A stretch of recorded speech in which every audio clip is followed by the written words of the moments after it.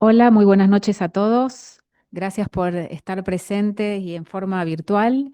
Vamos a comenzar con la cuarta reunión científica del año 2025, que va a ser la presentación de las recomendaciones del tratamiento de diabetes 2. Esta reunión va a estar coordinada por la doctora Carla Muso, presidente de la Sociedad Argentina de Diabetes.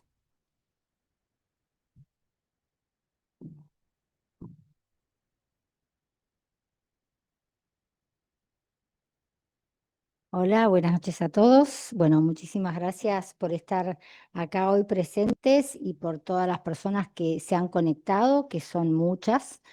Hay ahora 116 personas conectadas.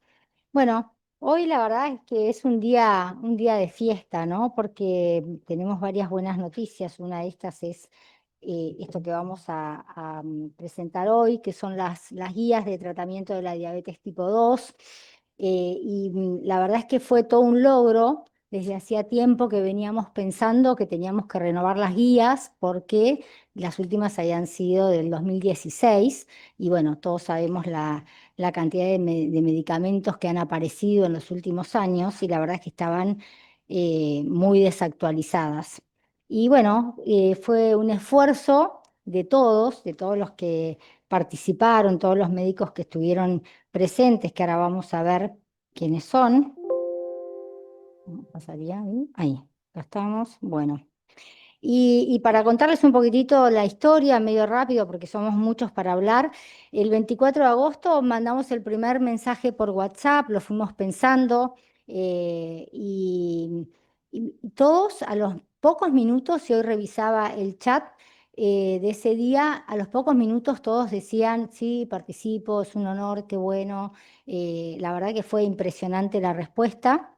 Y entonces ahí formamos las parejas de trabajo, que ahora les voy a mencionar. Eso, fíjense, 24 de agosto, 9 de diciembre ya teníamos todo escrito.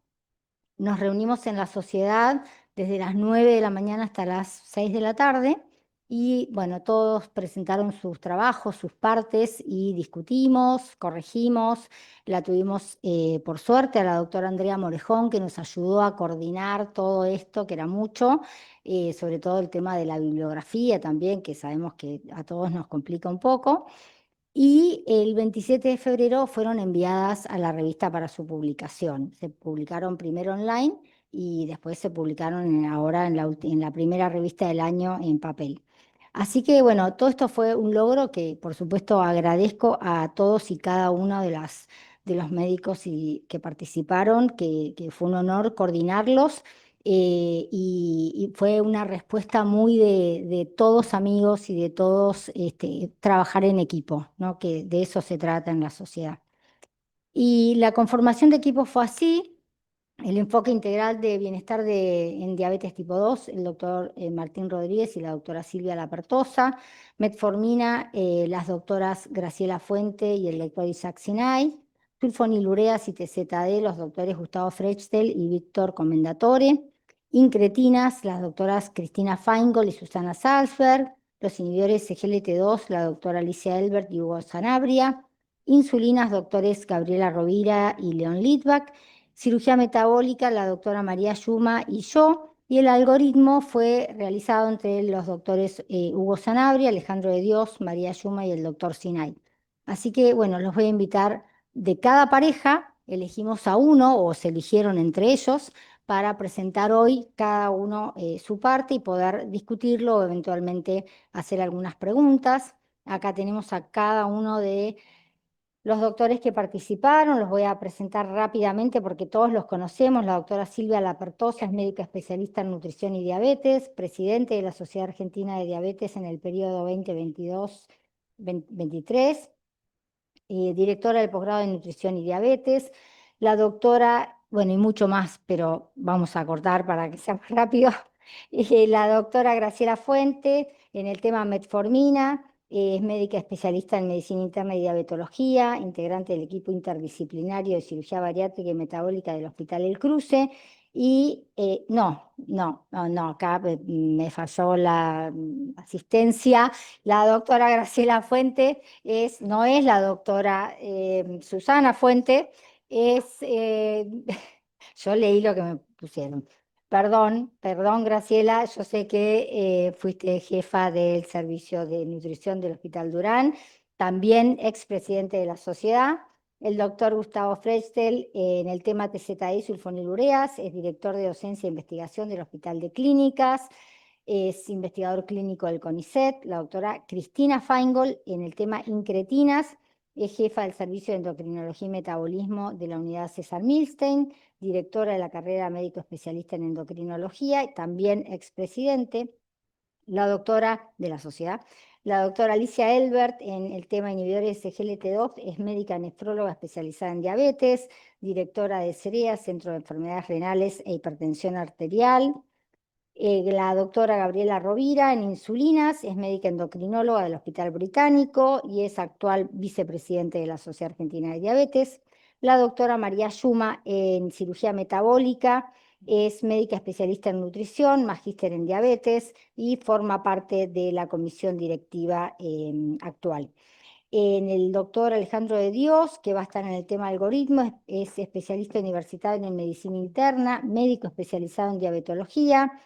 El doctor Hugo Sanabria es jefe de clínica de diabetes del ICBA, es cardiólogo, es el cardiólogo diabetólogo que tenemos y lo queremos mucho. El doctor Isaac Sinay es miembro honorario de la Sociedad Argentina de Diabetes, es médico nutricionista y endocrinólogo y es también expresidente de la Sociedad Argentina de Diabetes. La doctora María Yuma, ya lo dije.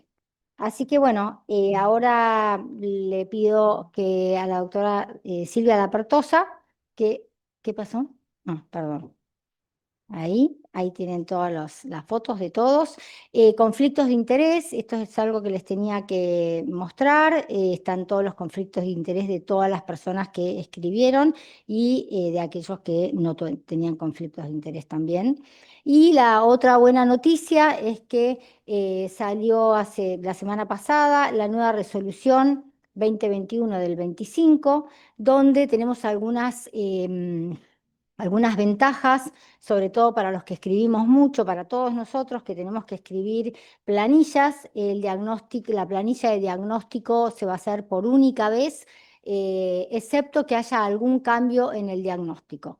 Entonces, bueno, por suerte creemos que eso se va a poder cumplir. Ahora nos toca ir a todos y difundir esta buena nueva.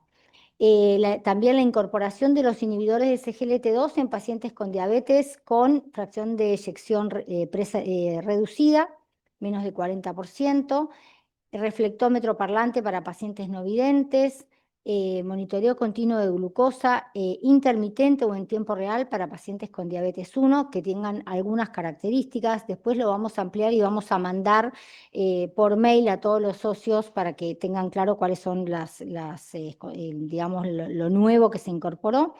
Bueno, la incorporación de EDAM, que la doctora Lapertosa lo va a explicar, y ahora hemos sido convocados para una nueva reunión para actualizar las normas, donde se supone que vamos a tratar de incorporar los agonistas del receptor de GLP-1. Así que, sin más, les agradezco muchísimo a todos. Esto es un esfuerzo, como les digo, en equipo. Y ahora sí invito a la doctora Lapertosa a comenzar con las guías.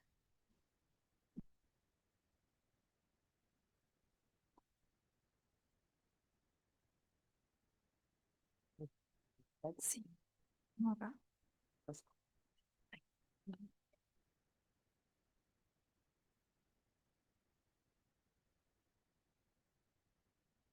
Bueno, buenas tardes, noches para todos. Así que yo voy a dar inicio a la primera parte de la guía, que creo que lo que tiene es haber incorporado el enfoque integral para el bienestar. Así que, a ver ¿a dónde paso con esto? Bien. Bueno, la denominación es el abordaje integral de diabetes para el bienestar, que es un abordaje multidimensional que integra de manera equilibrada los aspectos emocionales, sociales y conductuales y promueve una mejora significativa en la calidad de vida y en los resultados de salud. para que sea sostenible y adaptado a las necesidades individuales de las personas con diabetes. Los pilares tienen que ver con fundamentalmente la educación diabetológica, la educación que ahora no se llama más ni diabetológica ni terapéutica, ahora se llama educación y apoyo para el automanejo, que empiende a entender que la persona tiene que comprender su condición, tomar decisiones informadas y adoptar cambios sostenibles en su estilo de vida, y eso hace de que el educador tenga que tener las competencias y las capacitaciones adecuadas para poder dar respuesta a este desafío. Entonces, dentro de lo que habla del EDAM, de la educación diabetológica, habla de que es necesario el empoderamiento, y el empoderamiento de las personas es ayudar a las mismas a descubrir y desarrollar esas capacidades inherentes de ser responsable de su propia vida. Por lo general, dentro de diabetes, dada la condición crónica que hace que estemos muy apegados al paciente, solemos nosotros estar dirigiendo la situación del paciente en vez de ponerlo a él al mando del auto, ¿no es cierto?, que tiene que manejar su vida, y centrado fundamentalmente esa educación no solo en la persona, sino en el cuidador, en el grupo familiar y en el medio ambiente que lo maneja. Dentro de eso hay ciertas pautas que está en la resolución nueva que leyó recién Carla, que es la 2091/25 y que deroga la 2820/22, con lo cual a partir de ahora esta es el papel que tenemos que entregar a los pacientes para que entreguen en las obras sociales, en las prepagas, porque obliga a las obras sociales, a las prepagas y a los ministerios de salud de las provincias, de las 24 jurisdicciones, al cumplimiento de esta norma. Ya en el programa Sumar está incorporado como una prestación paga para todos los efectores de salud del nivel público. Es decir, que si ahí está, nosotros tendríamos que bregar porque esto esté. Pero hay algo que es importante que dice, primero, que debe ser con un currículum estructurado, que tenga en cuenta los determinantes sociales de la salud, que sea participativo e interactivo, que tome en cuenta los 7 comportamientos saludables, que tiene que ver con la alimentación, con la adherencia al tratamiento, con la actividad física, con la resolución de problemas, que se debe dar en 4 momentos: al momento del diagnóstico, que tiene que tener no menos de 10 horas con un refuerzo anual de 2 horas, cada año cuando no se alcanzan los objetivos del tratamiento, cuando aparecen factores que crean complicaciones y en los momentos de transición en la vida o el cuidado, por ejemplo, el niño que pasa a ser atendido en un servicio de adultos o en la etapa de embarazo, etc. Esa es la resolución, y también salió la semana pasada el manual de educación, pero dice que quienes pueden brindar esta prestación deben estar capacitados por institución debidamente reconocida. Y dice cuál es el perfil de los educadores, que pasan desde los médicos especialistas en nutrición, endocrinología, clínica médica, licenciados en enfermería, licenciados en nutrición y licenciados en obstetricia por la ocupación de las embarazadas con diabetes. La otra parte de este capítulo del enfoque integral tiene que ver con los pilares de la alimentación, cesación tabáquica, actividad física, salud del sueño, consumo responsable de alcohol y el abordaje de la depresión. Por eso las siglas que las acuñó Martín Rodríguez, que es ACASAT, tiene que ver con las letras que tienen que ver con este acrónimo.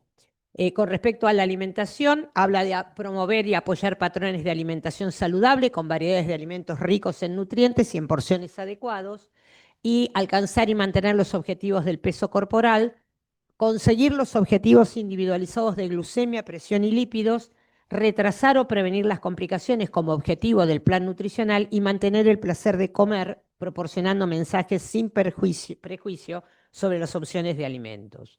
Con respecto a la alimentación, habla de un peso saludable para prevenir y controlar la diabetes, con una pérdida de peso mínimo del 5% si hay sobrepeso y obesidad. Con respecto a los carbohidratos, el 45 al 50% del valor calórico total con hidratos mínimamente procesados, ricos en nutrientes y fibras, evitando las bebidas carbonatadas y los alimentos con azúcar agregado. El aporte de fibras de 14 gramos por cada 1000 calorías del plan nutricional, proteínas 0,8 gramos por kilo de día, prefiriendo un buen aporte de proteínas vegetales, que son beneficiosas. Las grasas dietarias con un patrón mediterráneo, que tienen que ser adecuados con los alimentos que tenemos en nuestro país y en nuestras regiones, es decir, que puedan cumplir con ese patrón mediterráneo. No se recomienda la suplementación ni con minerales ni con suplementos herbales. El sodio, limitando el consumo a menos de 5 gramos de sal por día. Y el uso moderado de edulcorantes no nutritivos como reemplazo de los productos endulzados, prefiriendo el consumo de agua.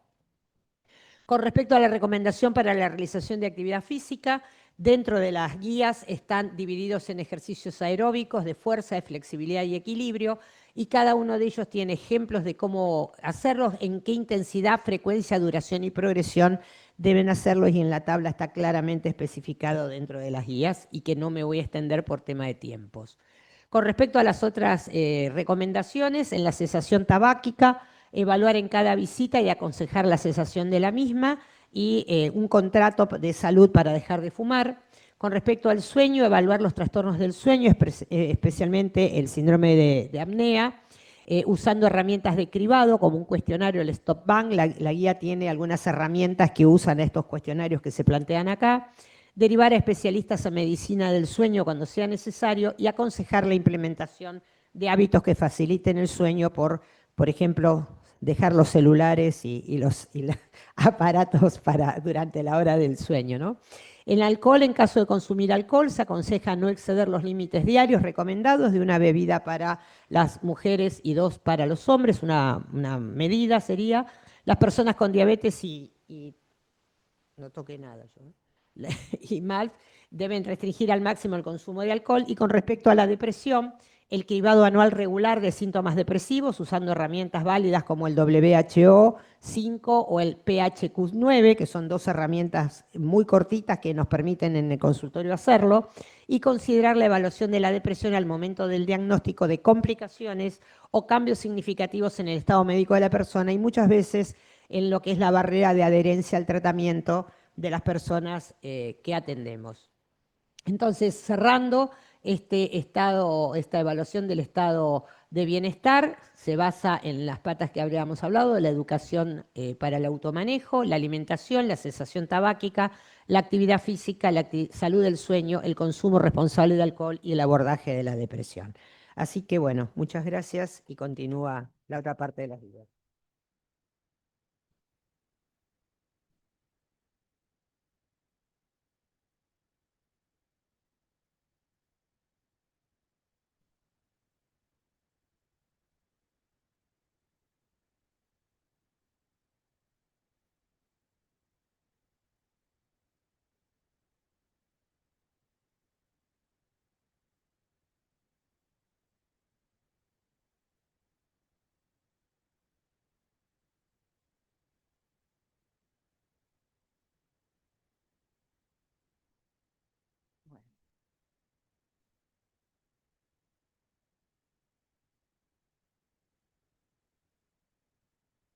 Hola, buenas noches. Un gusto poder encontrarme con todos ustedes esta tarde y agradecer a los organizadores de la actividad por haberme convocado.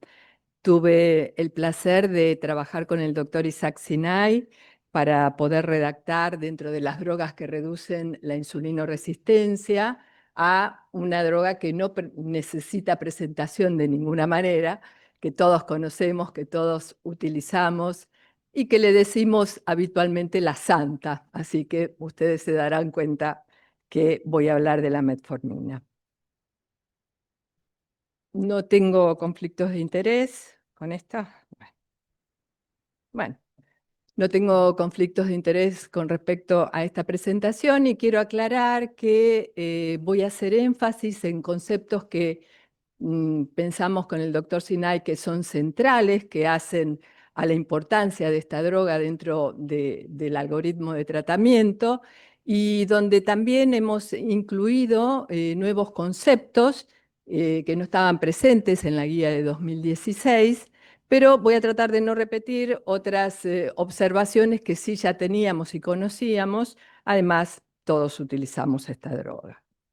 La primera de las diapositivas hace referencia de que metformina constituye sin ninguna duda, a esta altura del conocimiento, la primera línea farmacológica que indicamos en las personas con diabetes tipo 2, y esto siempre y cuando no exista una contraindicación. Esto es clarísimo, o la presencia de efectos colaterales que realmente tengan una significancia clínica importante para la persona que utiliza la droga.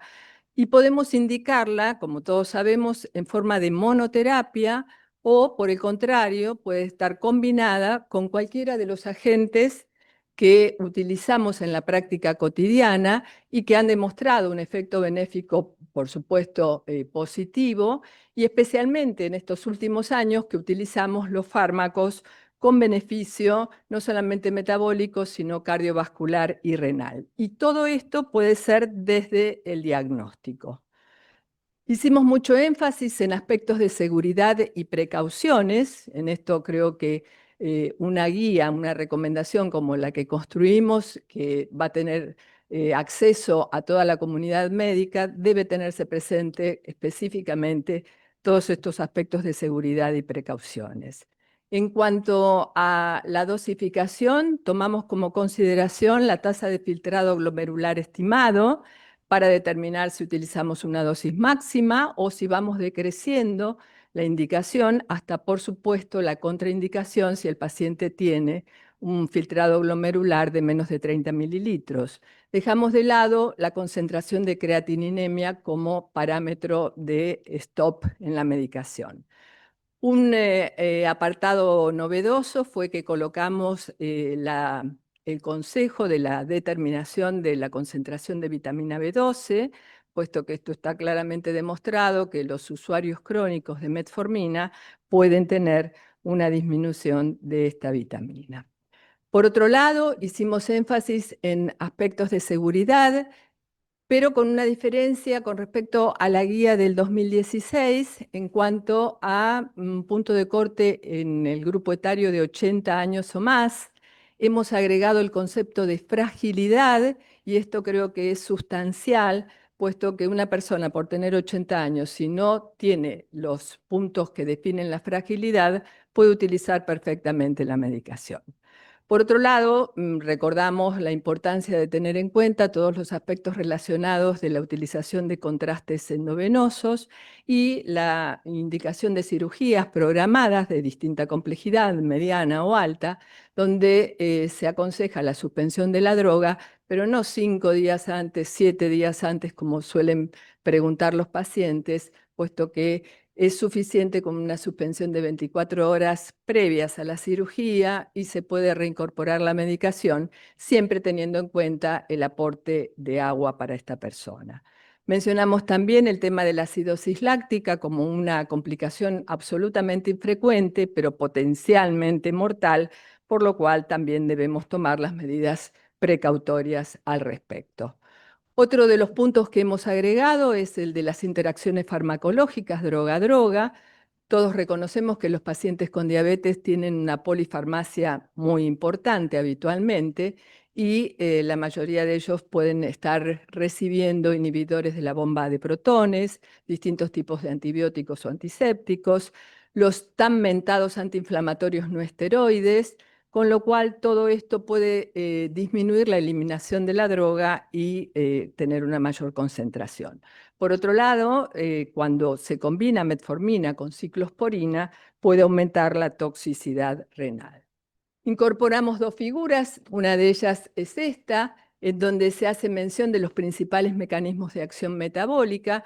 Todos reconocemos el punto de acción central a nivel hepático, con la inhibición de la fosforilación oxidativa y la implicancia de una menor neoglucogénesis, pero también mencionamos los efectos a nivel periférico, a nivel del músculo y del tejido adiposo, con la mayor captación de glucosa, a nivel intestinal, con la posibilidad de aumento de la absorción de glucosa. Nos planteamos la posibilidad de un impacto sobre la secreción beta y alfa, por supuesto, y sobre la microbiota con una implicancia sobre la absorción de los lípidos.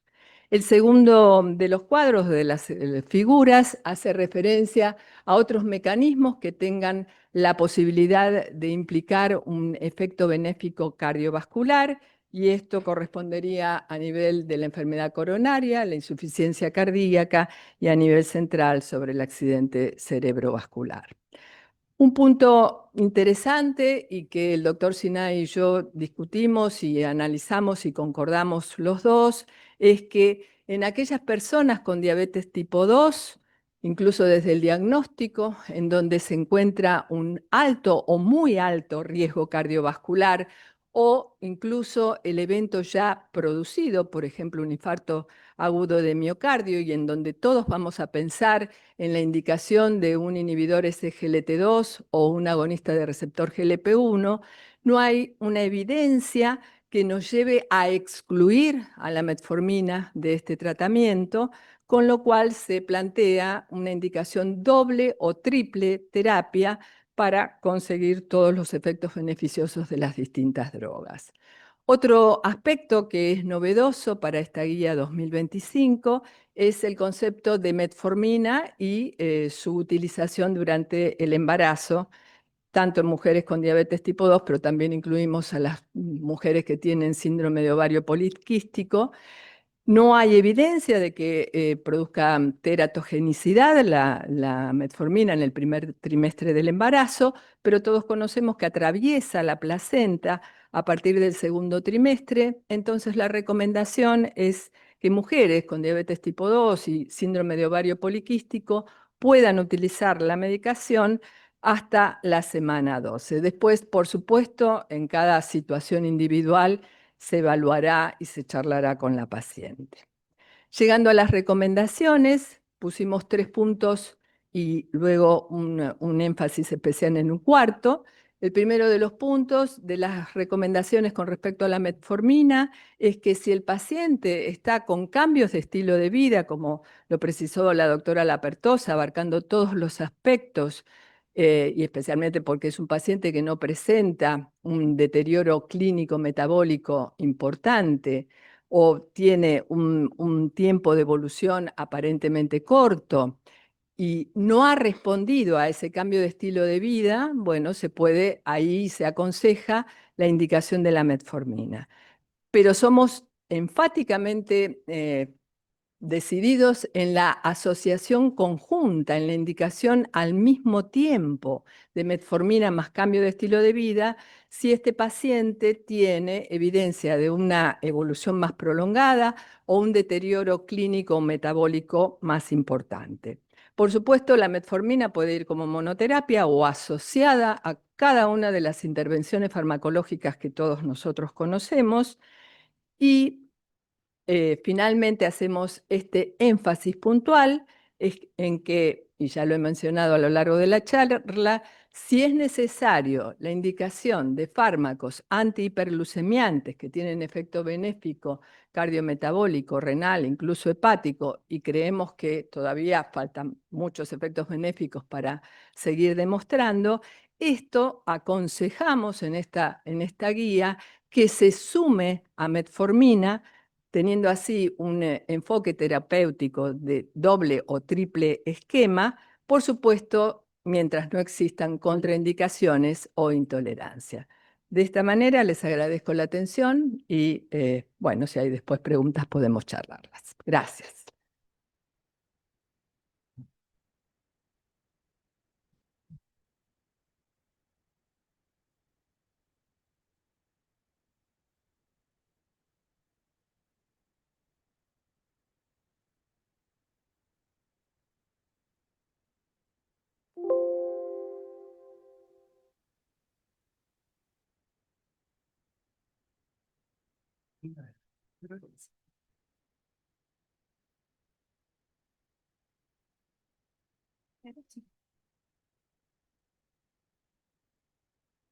Bueno, buenas noches y también mi agradecimiento a las autoridades de la sociedad por habernos incorporado en el desarrollo de estas guías.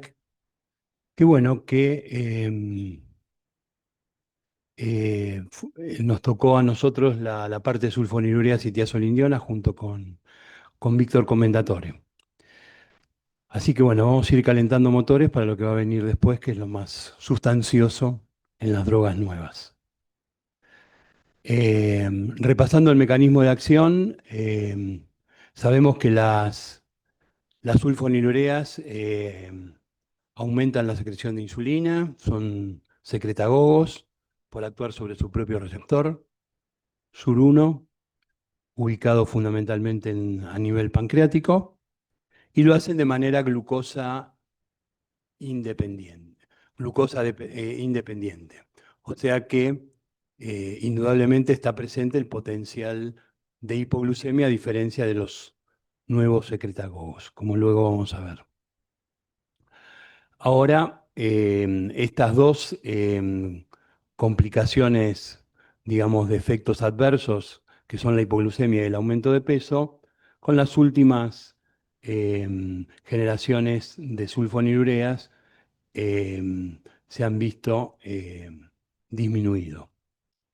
En cuanto a la efectividad de la droga, el descenso de la hemoglobina glicosilada depende de su nivel de glucemia inicial, pero por supuesto que con una media de alrededor de 1,5% son drogas que son efectivas para el descenso de la hemoglobina glicosilada, digamos, para el efecto metabólico, el impacto metabólico.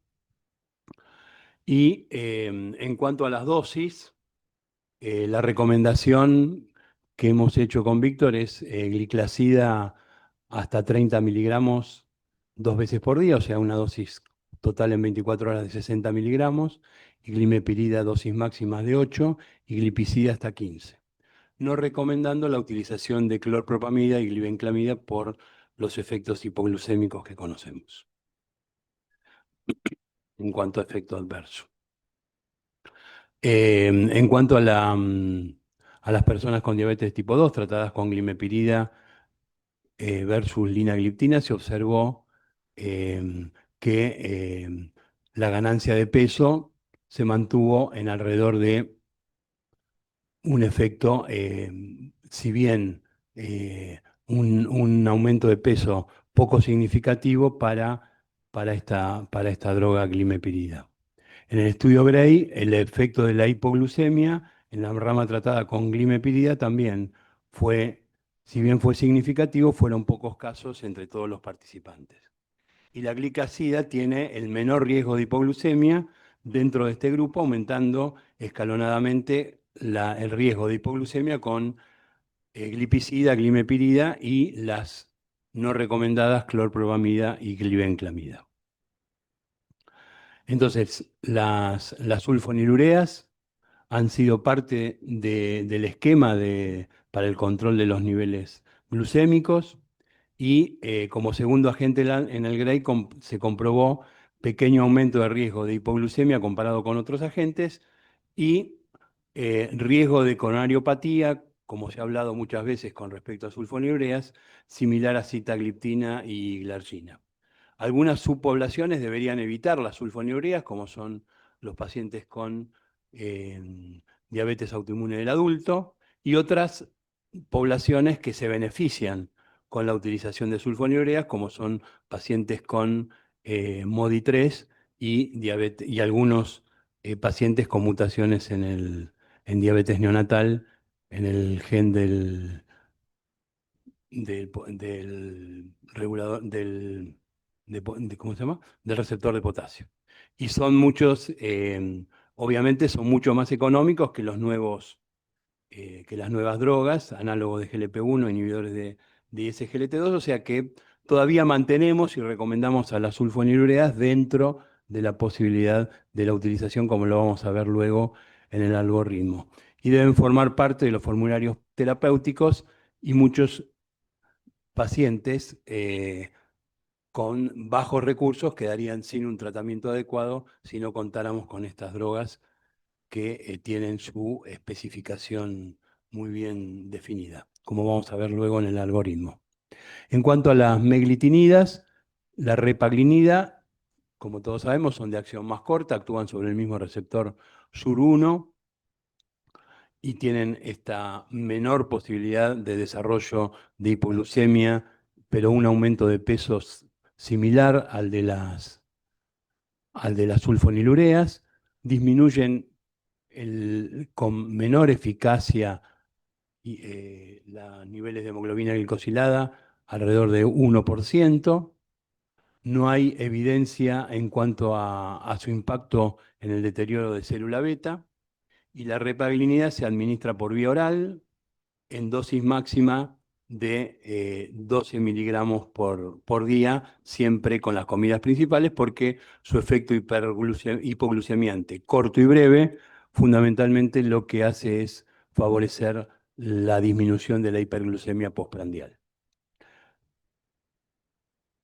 Las recomendaciones de repaglinida podría considerarse en aquellas personas que presentan niveles de hiperglucemia fuera de los objetivos terapéuticos, como segunda o tercera línea de tratamiento o como primera opción en aquellos pacientes que no tienen la posibilidad de usar metformina por la producción de efectos adversos, evitando su administración, obviamente, concomitantemente con sulfonilureas desde ya o con insulina por el riesgo de mayor hipoglucemia.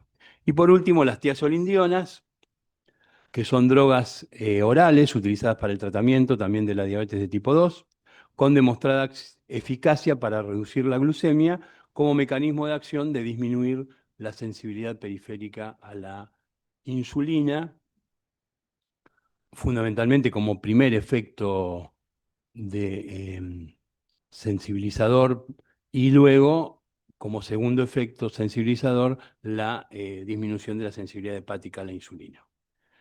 Su mecanismo de acción a través de su receptor nuclear, el PPAR gamma, que se transforma en un factor de transcripción que activa la expresión de genes que permiten la utilización de glucosa fundamentalmente periférica, o sea que mejora el ingreso de glucosa y la metabolización de la glucosa por las vías metabólicas correspondientes.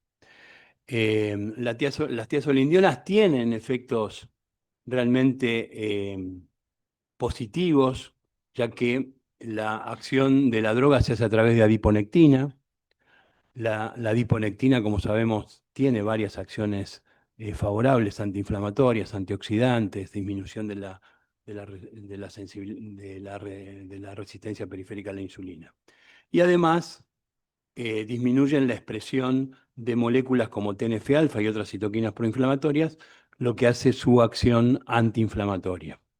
También tienen una alta durabilidad en cuanto a la respuesta glucémica, ya que favorecen la preservación de la función de la célula beta, disminuyen la hemoglobina glicosilada alrededor de 1% y la pioglitazona logra reducir, en diferentes estudios ha demostrado reducir la recurrencia de accidente cerebrovascular isquémico, y también estas drogas, sobre la pioglitazona, ha demostrado efectos benéficos sobre la esteatosis hepática de origen metabólico y también la esteatopatitis no alcohólica. O sea que tienen varios efectos benéficos a nivel de metabólico, pero también presentan efectos adversos que de alguna manera limitan su utilización terapéutica. El aumento de peso periférico, pero aumento de peso al fin, la retención de sodio y agua con el riesgo de desarrollar o empeorar insuficiencia cardíaca, y la pérdida de densidad ósea con un mayor riesgo de la producción de osteoporosis y fracturas. Estos efectos adversos se pueden mitigar de alguna manera en combinación con otras drogas, como inhibidores de SGLT2 o análogos del receptor de GLP-1, que promueven la pérdida de peso y la excreción de sodio, de manera tal de que la utilización de bajas dosis de tiazolindionas podrían ser útiles en pacientes con, eh, digamos, resistencia a la insulina significativa, fundamentalmente de origen periférico. Bueno, con esto, muchas gracias.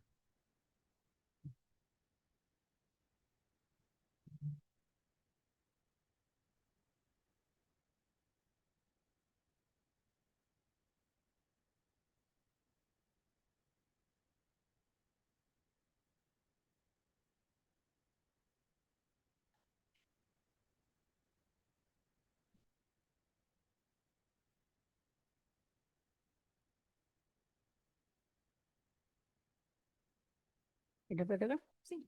Por acá. Bueno, buenas noches a todos. Ustedes me conocen, saben que soy muy pragmática, así que yo me limité a poner las cosas nuevas que hay comparativamente con las guías anteriores. Las guías anteriores están escritas, los mecanismos de acción de las drogas están contempladas en la guía anterior, así que yo solamente enumeré y puse las cosas que básicamente cambiamos con respecto a las guías anteriores. Bueno, estos son mis conflictos de interés. Les aclaro que esta parte la escribimos con la doctora Susana Salver. Ella se dedicó más que nada a inhibidores de DPP4 y yo tomé en la distribución los agonistas de GLP-1, que obviamente es donde más modificaciones o más incorporaciones hubo. Con respecto a los inhibidores de DPP4 no hubo muchas modificaciones, se incluyó la evogliptina que no estaba incluida en la guía anterior y se mencionó la alogliptina mencionando que no está a la venta en nuestro país, pero que está dentro de los inhibidores de DPP4. Aclaramos que en relación a las contraindicaciones hicimos algunas aclaraciones nuevas, como considerar que la teneligliptina en las personas con QT prolongado tenemos que tener cuidado, la vildagliptina en personas con aumento de transaminasas por 3 y con insuficiencia renal, y tener cuidado con la saxagliptina en las personas con insuficiencia cardíaca. Está el cuadrito de la derecha, este es el cuadro nuevo que nosotros modificamos para estas guías actuales. Y también se incorporó, que lo hicimos en todos los capítulos, unas recomendaciones recuadradas, diferentes. Esto diferencia la guía actual con la guía anterior, donde no teníamos este apartado que de recomendación especial, donde se ponen 2 o 3 puntos importantes con respecto a la molécula que estamos hablando. En este caso, con respecto a los inhibidores de DPP4, pusimos que es el grupo farmacológico que se puede indicar como monodroga, especialmente en personas con intolerancia a la metformina. Se puede asociar con metformina, inhibidores de SGLT2 e insulina, y lo que sí se recomienda es no combinarlos nunca con GLP-1 por el mecanismo de acción, que vuelvo a insistir, no me voy a referir al mecanismo porque están descritos en las guías anteriores. Con respecto a los agonistas de GLP-1, donde más incorporaciones hubo, recuerden que la guía anterior solamente teníamos en ese momento 2, que era el lexenatida, que ya salió de la venta incluso, y liralutida. El mecanismo de acción está descrito con respecto a liralutida, y aquí sí hay cosas más extensas, que vamos a extendernos un poquitito, y los dividimos en de corta acción y de duración de acción más prolongada. Con respecto a los de corta duración, tenemos la lixisenatida, que no estaba en la guía anterior, y aclaramos que tiene una activación del receptor de corta duración y está más fuertemente asociada con la reducción de los niveles de glucosa postprandiales por el enlentecimiento fundamentalmente del vaciado gástrico. En nuestro país está aprobada solo en combinación con insulina, glargina, y vienen 2 presentaciones, 10-40, 30-60. Ahora les voy a mostrar un cuadrito donde está la distribución. Y dentro de las de larga duración, liraglutida, que ya la teníamos, dulaglutida, semaglutida, e incorporamos y mencionamos tirzepatida, que a pesar de no estar en el mercado, pero estamos muy próximos a su lanzamiento, por lo tanto consideramos que había que mencionarla. Con respecto a liraglutida, bueno, la presentación que ya conocemos, la presentación iniciar con la recomendación de iniciar con 0,6 miligramos en forma subcutánea, escalar la dosis hasta llegar a 1,8, que es la dosis máxima para diabetes en nuestro país. Solamente hablamos de diabetes, no hablamos de obesidad, que sería la otra situación, que sería liraglutida también en su presentación para obesidad, pero esta es una guía de diabetes. Con respecto a dulaglutida, la administración una vez por semana, independientemente del momento prandial, viene en una presentación de 4 lapiceras prerellenadas descartables. La dosis es de 1,5 miligramos semanales en forma subcutánea. Con respecto a semaglutida, se administra una vez por semana. Bueno, independientemente vienen 2 presentaciones, 0,5 y 0,25 y 0,5 y de 1 miligramo. En ese momento, cuando nosotros escribimos la guía, todavía no había salido la presentación de semaglutida inyectable del otro laboratorio, con lo cual no teníamos la presentación de las 4 lapiceras en una, por eso solamente está mencionado esto, pero sí teníamos la semaglutida oral, que ya estaba a la venta, por eso está incluida en esta descripción. Entonces la mencionamos, se encuentra también disponible en forma oral y viene en la presentación de comprimidos de 3, 7 y 14 miligramos. Se administra diariamente con el estómago vacío, con un sorbo de agua de hasta 120 mililitros, y se espera al menos 30 minutos antes de ingerir la primera comida o bebida del día, con un sorbo de agua. El 30 minutos me perdí. La dosis inicial del comprimido es de 3 miligramos y se va escalando también de manera mensual hasta intentar llegar a la dosis máxima de 14 miligramos. Y con respecto a tirzepatida, que les mencionamos que fue aprobada para su tratamiento en adultos con diabetes en mayo del 2022 y es el primer agonista dual GLP-1/GIP autorizado comercialmente en nuestro país, pero aún no ha sido comercializado, por lo menos en el momento que nosotros terminamos de escribir esta guía. Con respecto a la combinación de Soliqua, el nombre comercial, de lixisenatida con insulina largina, aquí hicimos un cuadrito con las dos presentaciones, la de 10-40, la de 30-60, hicimos una mención de cómo iniciar la dosis en los pacientes que son naif de insulina o en los pacientes que ya están tratados con insulina, la recomendación de comenzar con cuál de las dos lapiceras, que la concentración del Lixi es parecida, pero lo que sí cambia es la concentración de insulina. Bueno, pareció importante hacer esta mención en este cuadrito. Con respecto a seguridad y precauciones, bueno, los efectos colaterales más frecuentes para estas moléculas descritos son las náuseas, vómitos y diarrea, que en general ceden o disminuyen sin discontinuar el tratamiento, debido a que enlentecen el tránsito intestinal para reducir el riesgo de aspiración. En el caso de procedimientos endoscópicos y con anestesia general, estos fármacos deben suspenderse como mínimo 7 días antes de la intervención. Puede producir raramente pancreatitis aguda y están contraindicados si la persona tiene antecedentes personales o familiares de carcinoma medular de tiroides confirmado. Y con respecto al recuadrito de la recomendación que les mencioné antes, que incluimos en todos los fármacos, pusimos: se prescriben como monoterapia o asociados a antidiabéticos que tengan mecanismos de acción complementarios cuando no se alcancen las metas de tratamiento después de haber intentado cambios de estilo de vida. Esto puede ocurrir temprana o tardíamente en la evolución de la enfermedad. Las guías actuales los posicionan como de primera elección en personas con enfermedad cardiovascular, independientemente de si reciben o no la metformina y también independientemente del valor de hemoglobina glicosilada que tenga este paciente. Y creo que con esto termino. Nada más. Muchas gracias.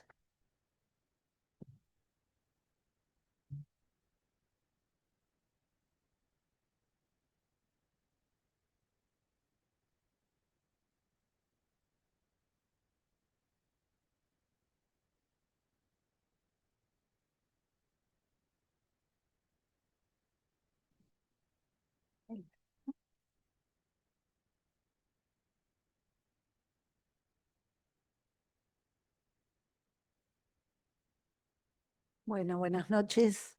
Gracias por invitarme. Lo primero, participar. Fue muy divertido participar con todos, la verdad. Y lo otro que quiero contar, que por más de que lo presente yo, esto lo hicimos con Hugo, y por lo menos para mí, y supongo que para Hugo también, de reducir a 8 minutos todo lo nuevo que hay de CGLT2, la verdad me mareó. ¿Por qué? Porque estas drogas fueron las primeras que cambiaron nuestra cabeza de lo glucocéntrico a empezar a mirar al paciente desde el riesgo que tiene. Y después fuimos escalando con las drogas que encontró Cristina.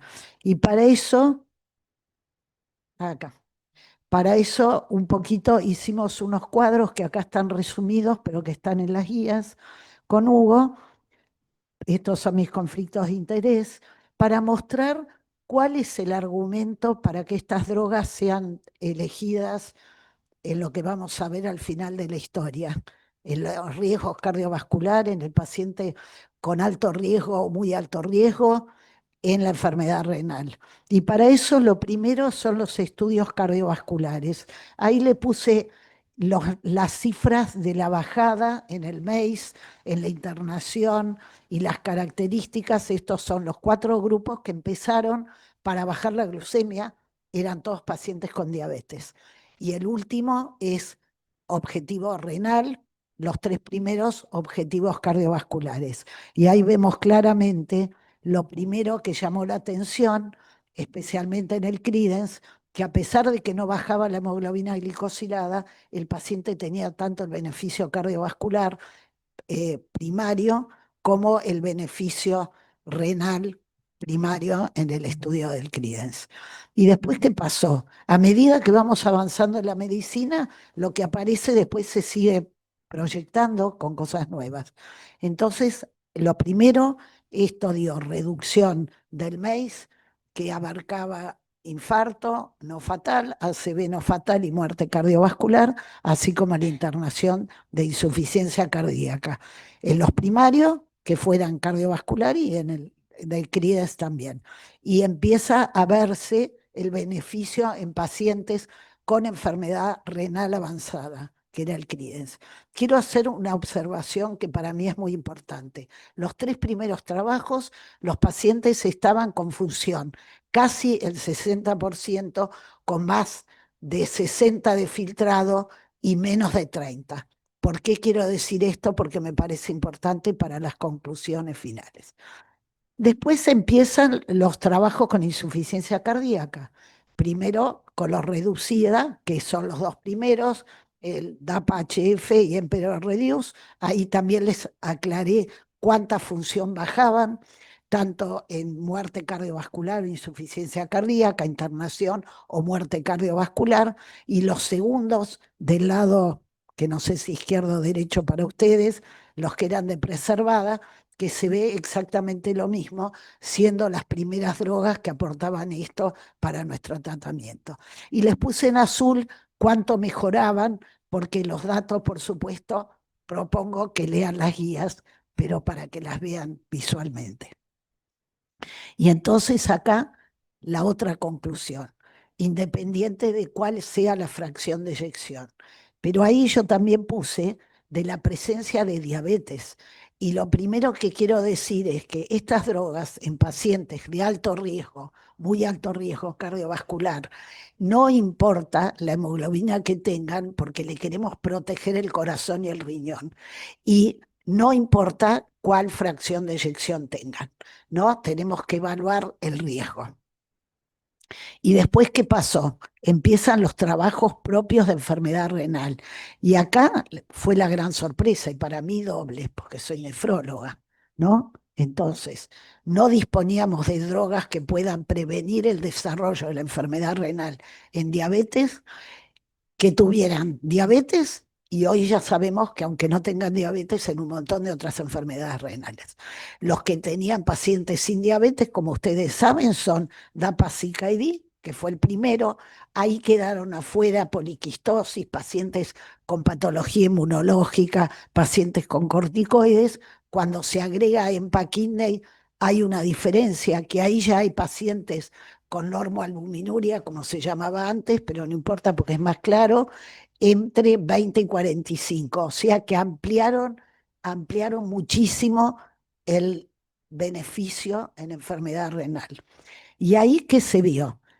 Lo primero que quería recalcar es que los trabajos donde los pacientes tenían menos de 30 y más de 60, pero eran estudios cardiovasculares que se les indicó por lo cardiovascular, el riñón también mejoró, confirmando que lo cardiorrenal es lo mismo, ¿no? Que es un ida y vuelta. Y eso también es un concepto importante para mirar al paciente. O sea, un paciente que tiene albuminuria, esto no está en las guías, pero sí para mí es importante. Probablemente no se muera de enfermedad renal, sino de evento cardiovascular. Entonces, ojo, antes veíamos la albuminuria y era solo, después va a ir a la proteinuria y verá la insuficiencia renal. Eso también cambió con estos conceptos.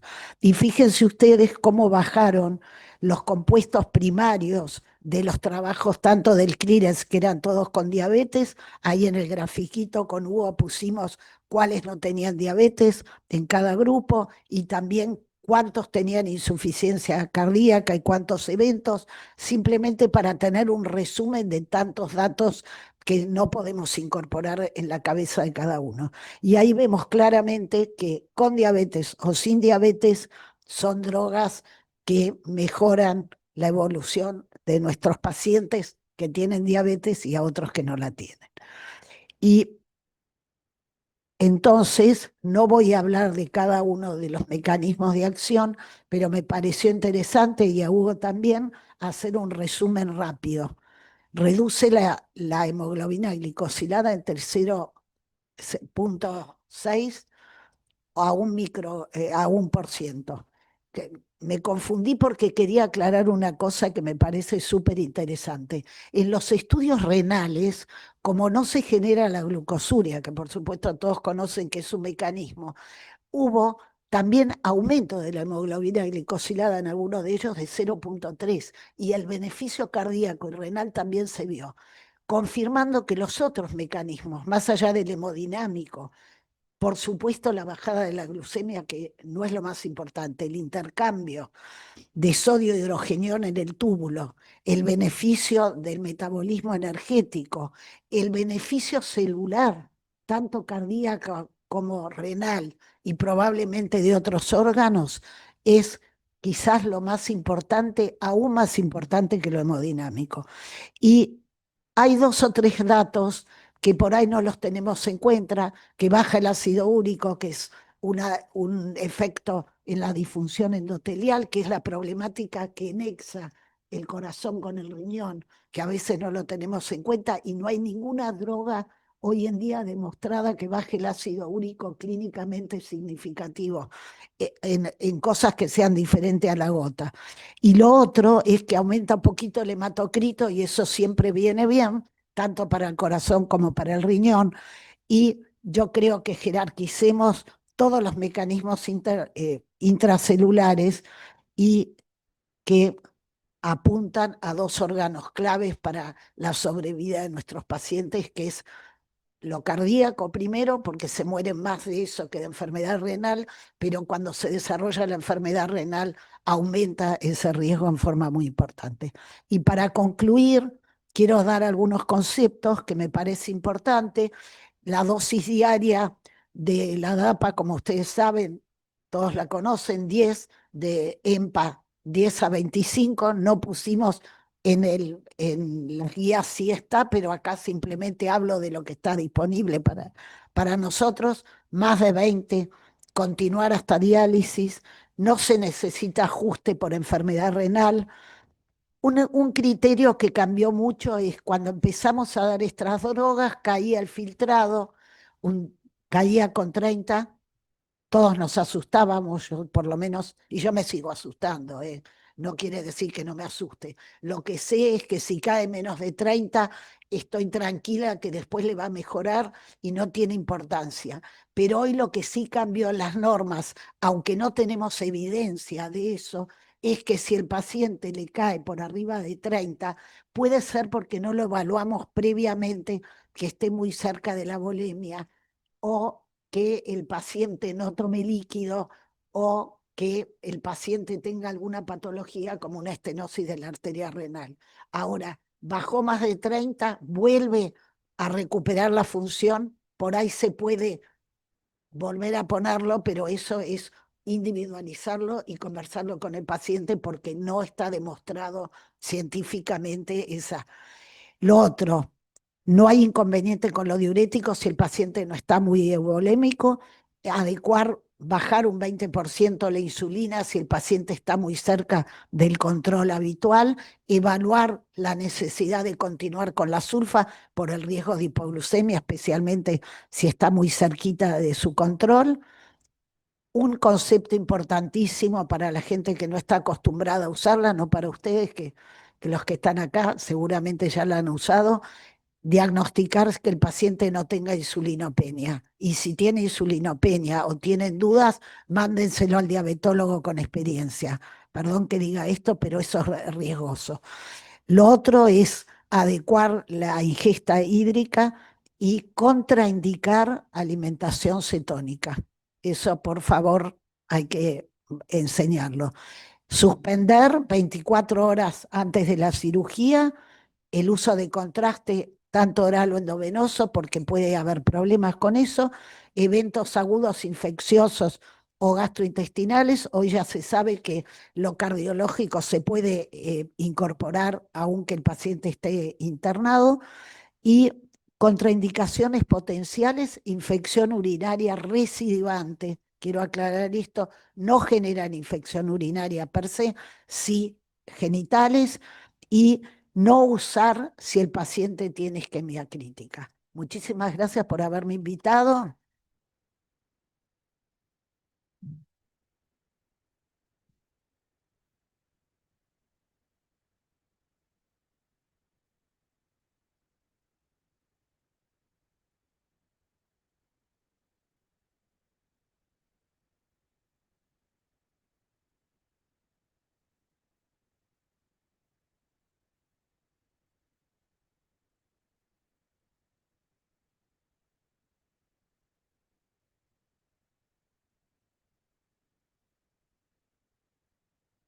con este, ¿no? Sí.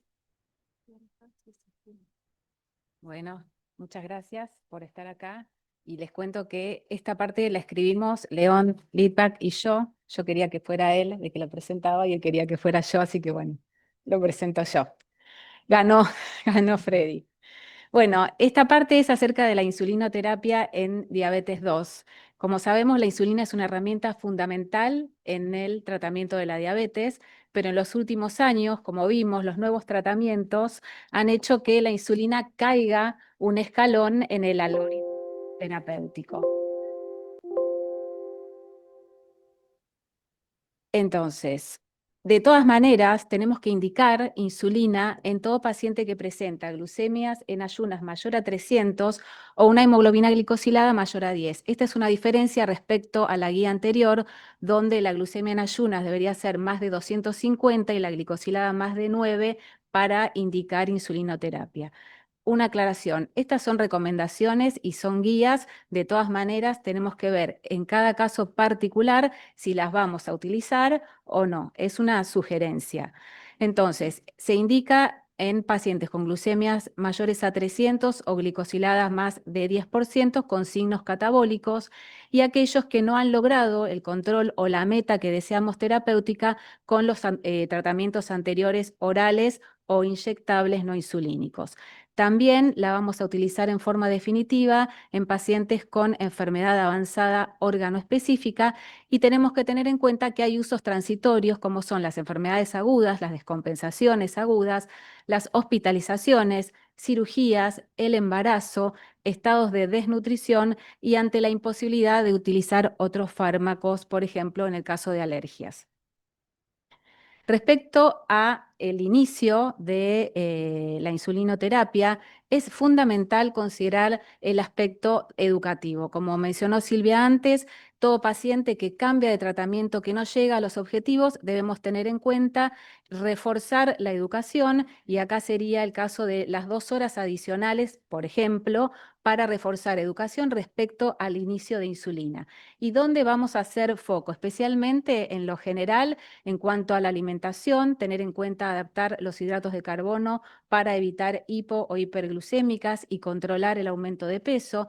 Respecto a la actividad física, tener en cuenta el tipo de actividad física, la dosis e incluso el sitio de aplicación de la insulina previo al ejercicio y es fundamental el uso de monitoreo capilar de la glucosa, que va a ser clave a la hora de ajustar el tratamiento. En estas guías también incorporamos la utilización de monitoreo continuo de glucosa, que va a estar indicado en personas que tienen diabetes 2, que están insulinizadas, que utilizan un esquema basal-bolo o bien que presentan hipoglucemias y alta variabilidad, teniendo en cuenta también que acá la educación va a tener que estar orientada al uso de tecnología.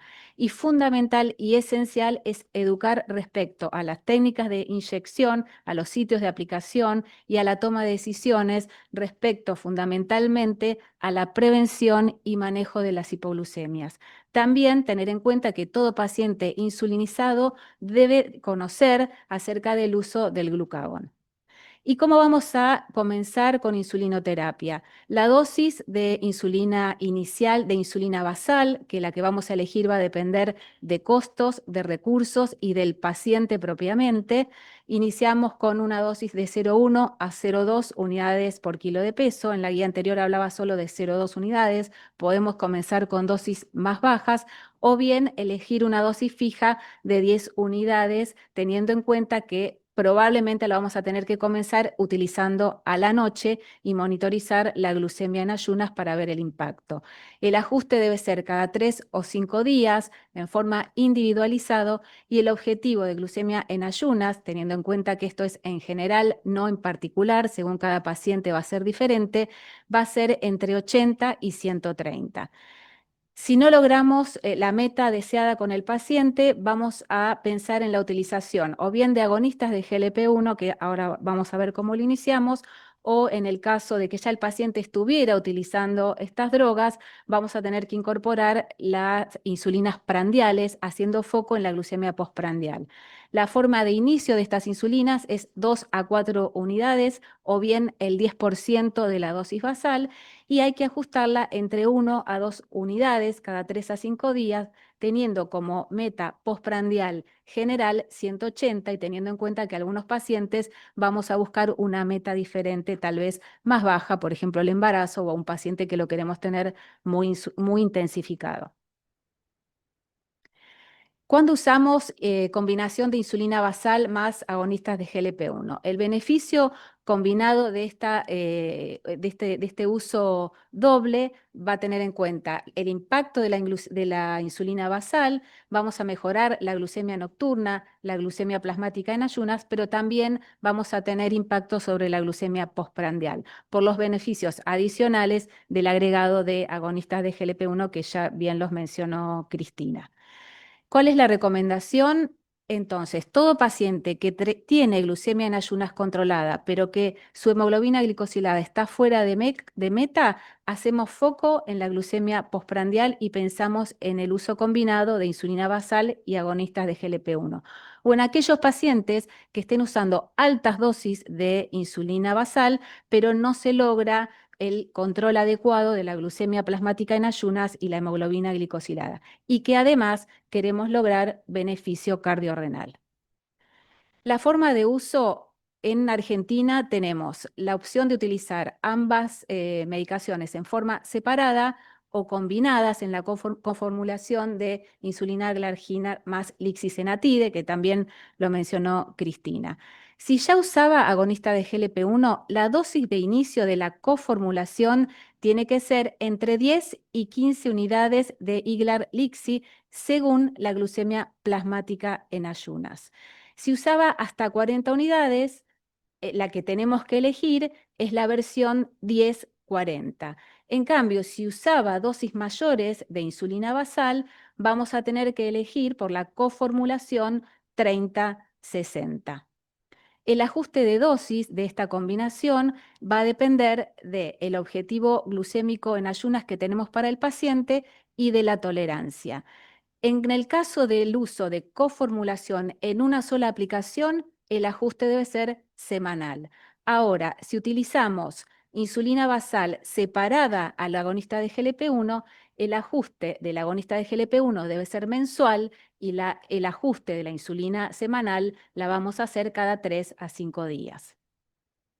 Y entrando ya en el algoritmo de insulinización y de la titulación, nuevamente tener en cuenta que este algoritmo debe ser personalizado, teniendo en cuenta las características del paciente, el riesgo de hipoglucemia, las comorbilidades asociadas y sobre todo la preferencia y los recursos del paciente. Un algoritmo sugerido es que si necesita terapia inyectable, considerar el agregado de agonistas de GLP-1 como primera opción inyectable e iniciar la dosis adecuada según el agente que elegimos. Si ya estaba con un agonista de GLP-1 pero no alcanza la meta, vamos a considerar el inicio de insulina basal cuando no está llegando el paciente al objetivo de hemoglobina glicosilada. En ese caso, comenzamos con una dosis de insulina basal que vamos a elegir la correspondiente según costos y características del paciente. Como os dije, podemos empezar con 10 unidades o 0,1 unidad por kilo de peso y ajustar cada 3 a 5 días, aumentando 2 unidades si no hay hipoglucemia. Si hay hipoglucemia, la recomendación es bajar un 10 a un 20% la dosis actual que se está utilizando. En el caso de que no llegamos al objetivo, tenemos que evaluar cuál es la dosis de insulina basal a la cual se llegó y tratar de no superar 0,5 unidad por kilo de peso para evitar lo que antes muy comúnmente hacíamos, que era sobrebasalizar a los pacientes. En el caso de no llegar al objetivo y que se está superando esa dosis, tener en cuenta el agregado de insulina prandial, teniendo foco la glucemia postprandial para ir modificando la dosis. En ese caso, podemos ir aumentando la dosis de insulina prandial de a 1 o a 2 unidades cada 3 a 5 días. Si no es suficiente el control metabólico con la insulina basal más una insulina prandial, que sería el esquema basal plus, considerar agregar otra insulina prandial en otra de las comidas principales y tener en cuenta el hecho de ajustar la insulina según la variabilidad glucémica del paciente previo a la comida y en el postprandial. En el caso de preferir un esquema más simple y fijo, tenemos la opción de utilizar insulina premezcla. En ese caso debemos dividir la dosis total para lograr un 50% de dosis basal y un 50% de dosis prandial. En ese caso, tener en cuenta que la dosis total de insulina NPH debe bajarse en un 20% y dividir la dosis en el 2/3 antes del desayuno y 1/3 previo a la cena. Esto si buscamos un esquema más sencillo, un esquema fijo, también dependiendo del paciente. Y si no se alcanzan los objetivos, ya estamos acá, por ejemplo, con una dosis basal y 2 prandial, considerar que estamos ante la necesidad de un esquema basal bolo con insulina prandial previo a todas las comidas y en ese caso el ajuste también va a ser en forma individualizado y según el control glucémico del paciente. Siempre como premisa, no solo llegar a la meta de hemoglobina glicosilada, sino también evitar las hipoglucemias. Así que bueno, esto fue todo. Muchas gracias.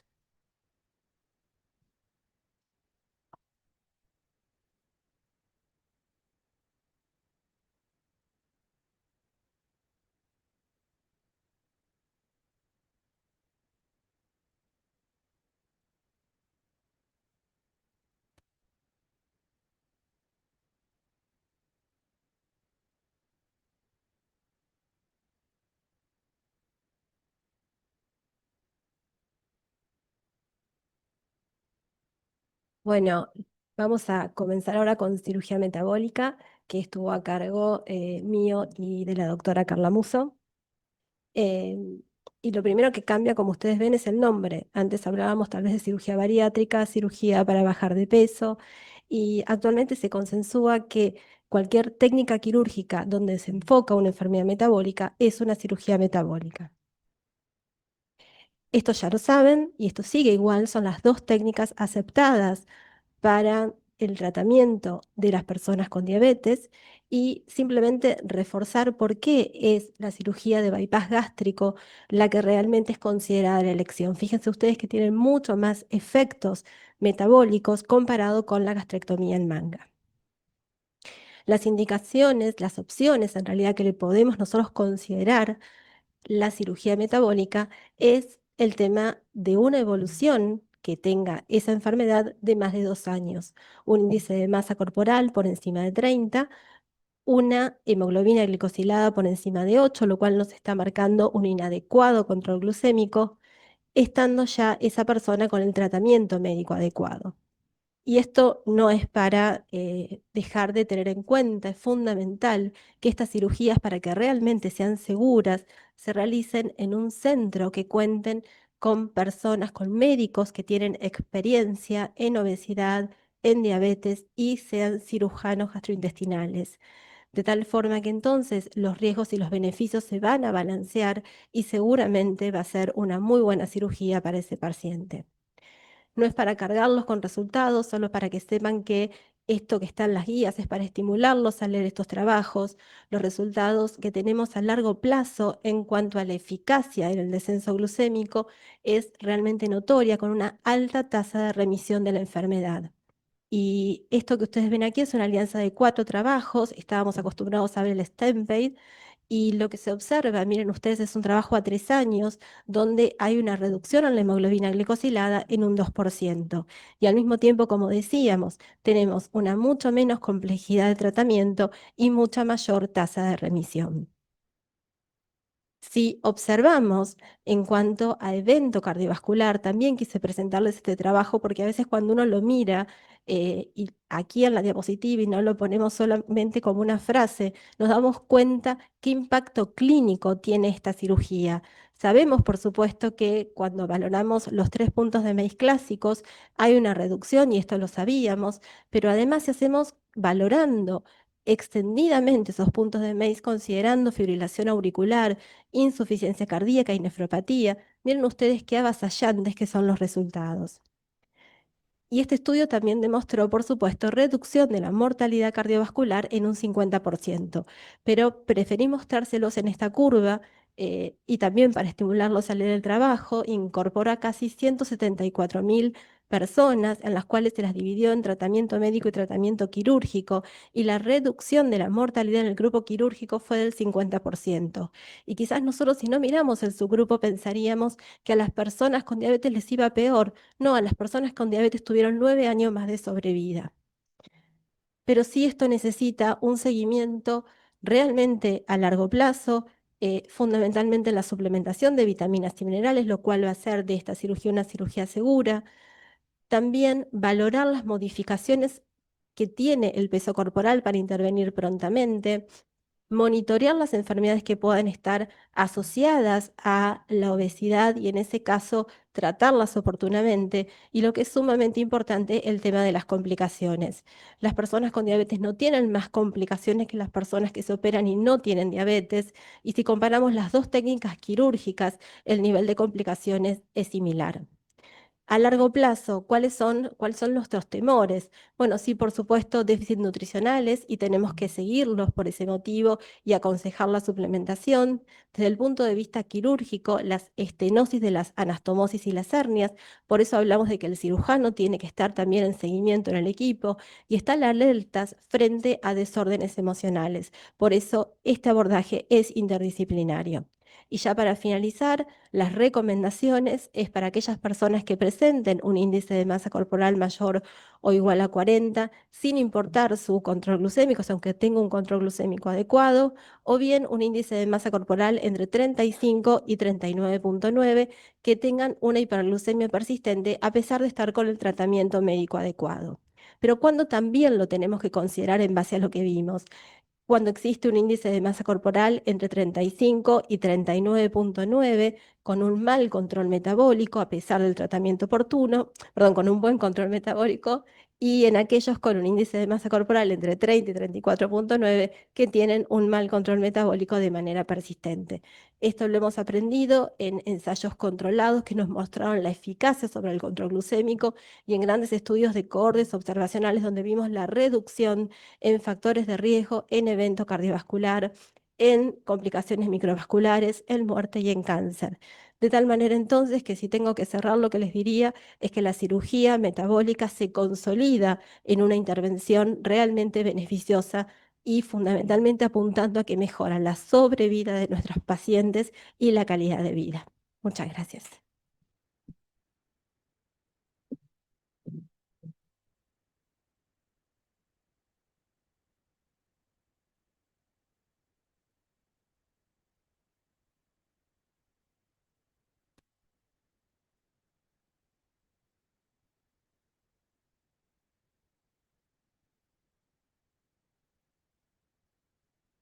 Vamos de este lado ahí.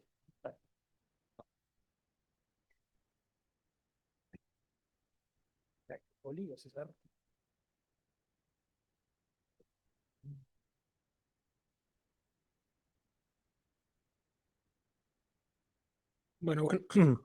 Buenas noches, un placer, un gusto como siempre.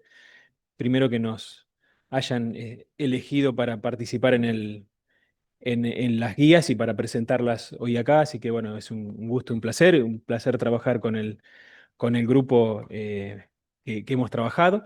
La guía se va a dividir el algoritmo se divide en 4 partes. Cada uno de los expositores de la barra de Isaac que subimos acá arriba, vamos a tratar de exponer nuestra parte.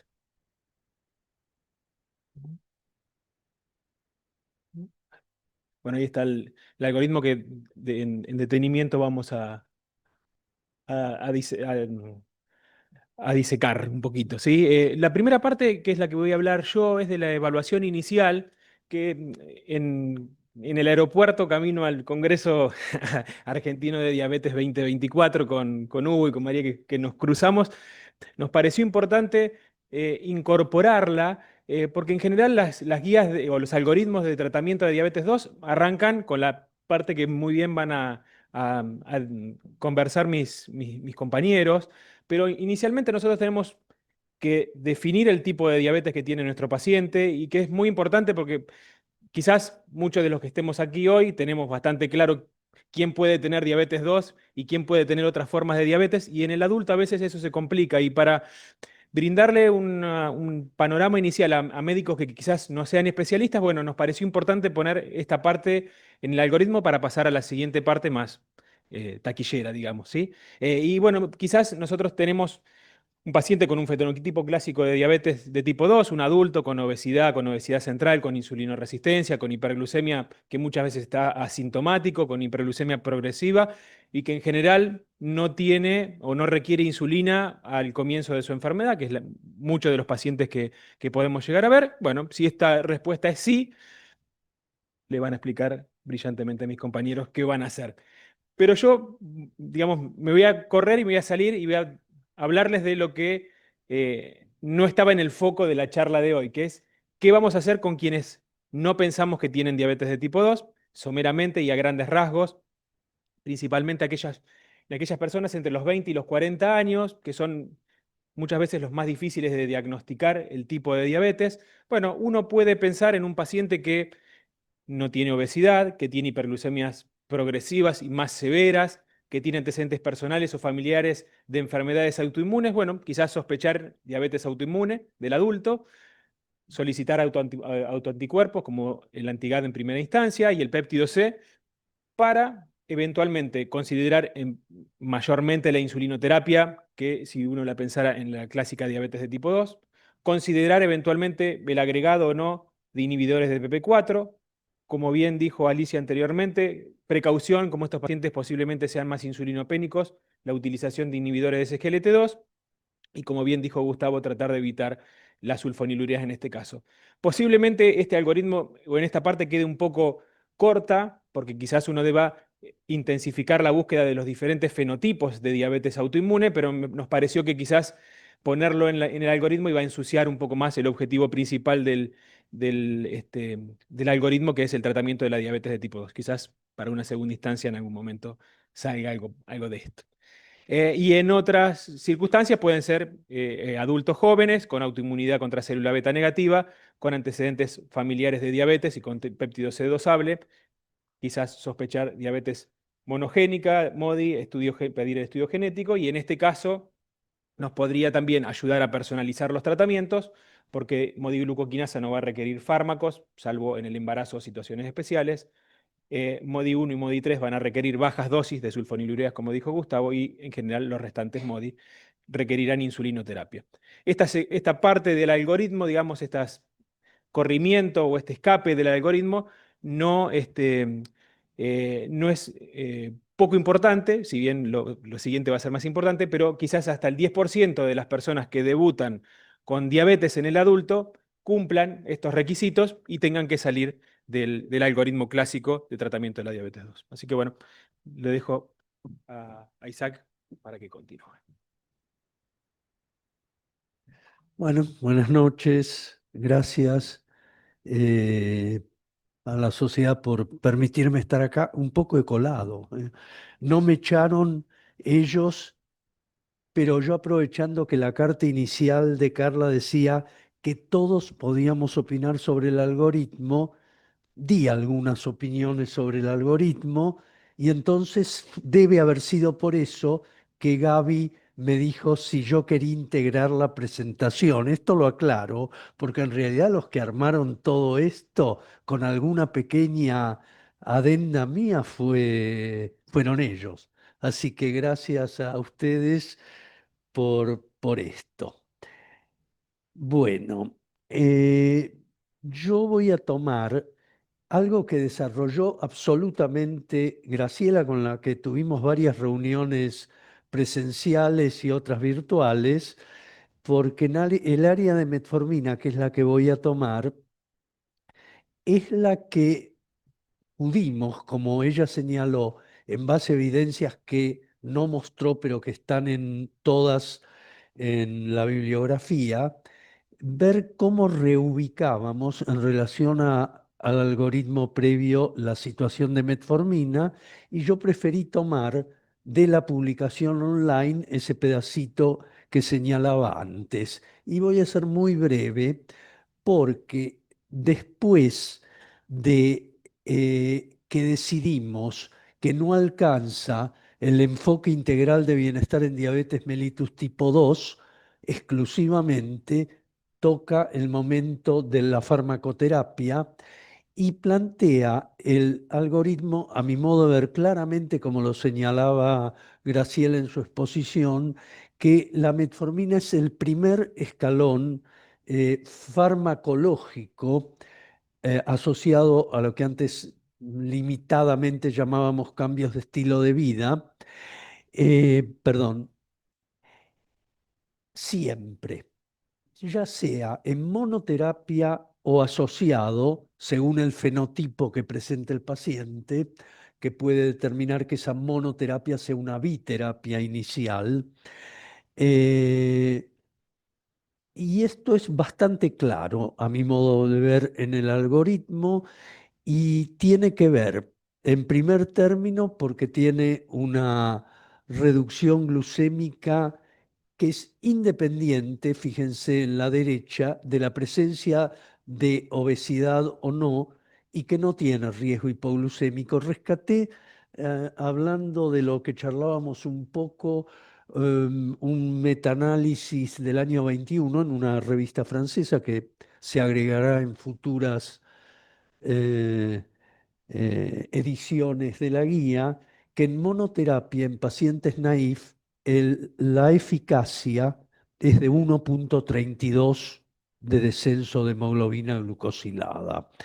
Eso es, en primer término, lo que lo ubica como en esta situación. En segundo término, es que para el sector de la izquierda, en la cual sigue discutiéndose si es electiva o no la, eh, la metformina junto con los renocardioprotectores, realmente no, cuando se hace, también está citado por nosotros en las guías, cuando se analizan todos los estudios pivotales en que el 75% de los pacientes tenían metformina en la base y se analiza el subgrupo de aquellos que no recibían, aparentemente era lo mismo que recibían metformina o no, pero los autores de ese estudio en particular señalan las limitaciones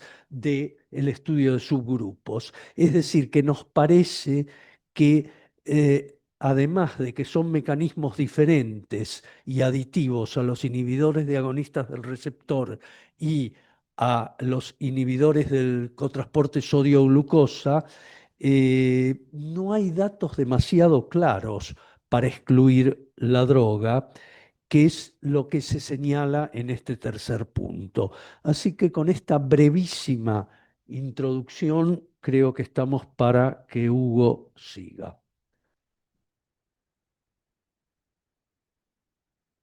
Muchas gracias, Isaac.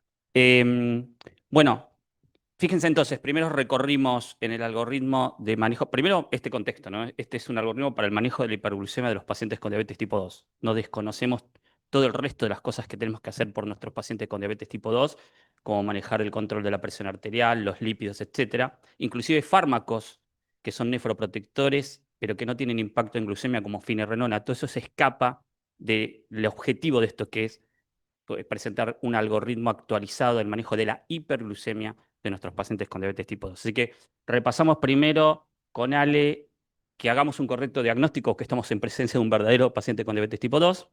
Dicho esto, Isaac nos muestra entonces la importancia de las modificaciones de estilo de vida. Perdonen, nunca me voy a acordar E, I, B, C, que me encantó, pero no lo voy a decir adecuadamente. Y metformina allí entonces para nuestros pacientes. ¿Y luego qué?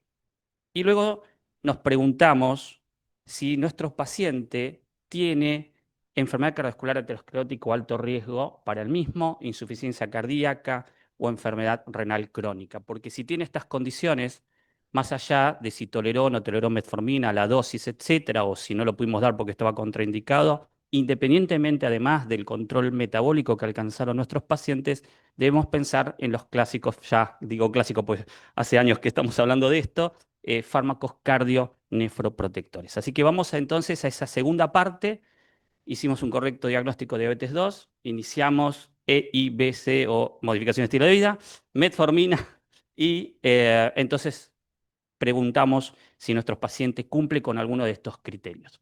¿A qué llamamos enfermedad cardiovascular aterosclerótica? Sería la primera pregunta. Y estas fueron las definiciones que usaron los diferentes ensayos clínicos randomizados donde se evaluó el efecto protector cardiovascular de los inhibidores SGLT2 y los agonistas receptores GLP-1. La mayoría incorporaron a estos cuadros clínicos. Uno es el infarto agudo de miocardio, el síndrome coronario agudo. Otros síndromes coronarios agudos que no fueron infartos, como la angina inestable.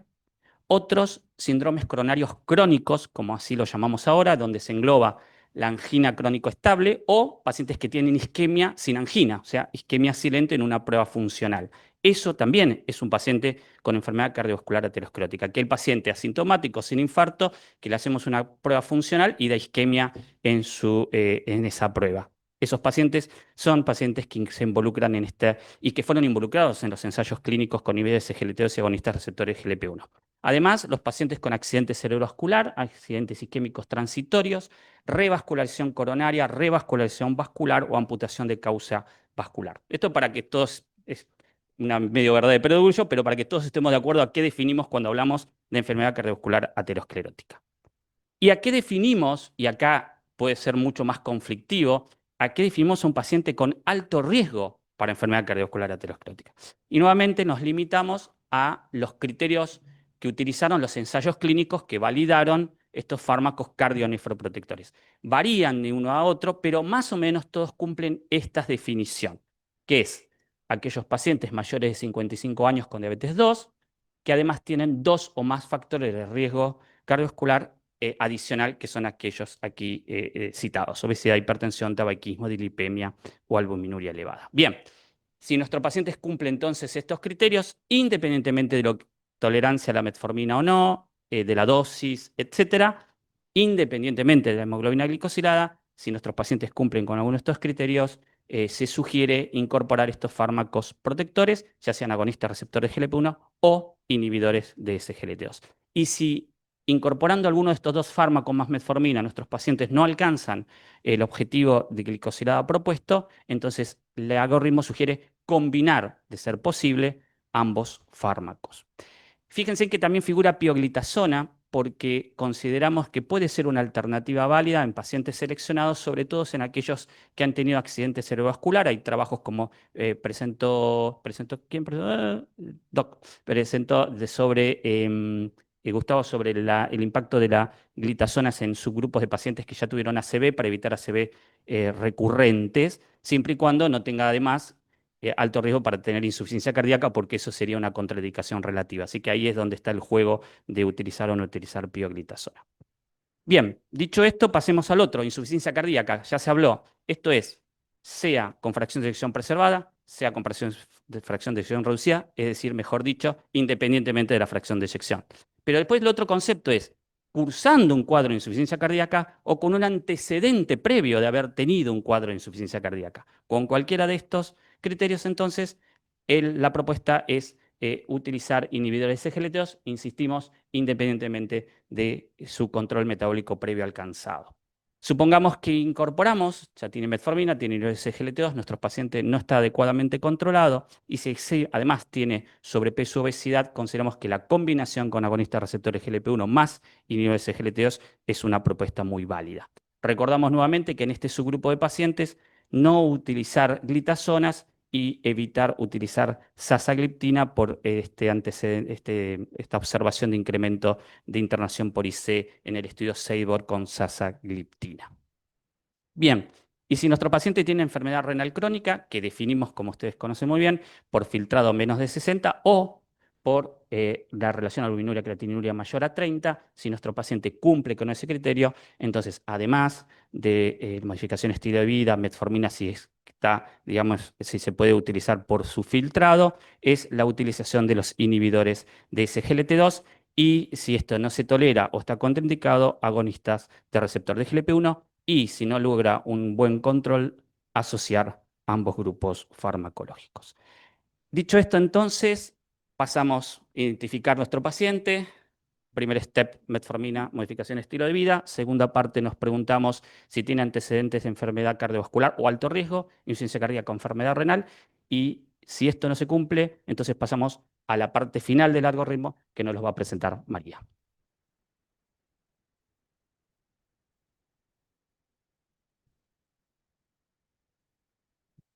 Bueno, aquí estamos entonces en una nueva toma de decisiones, donde vamos a integrar el concepto de peso. ¿Existe un exceso de peso? ¿Está presente o no está presente? Y al mismo tiempo tenemos que priorizar en tratamiento este riesgo que puede existir cuando nos ponemos muy estrictos en el control glucémico.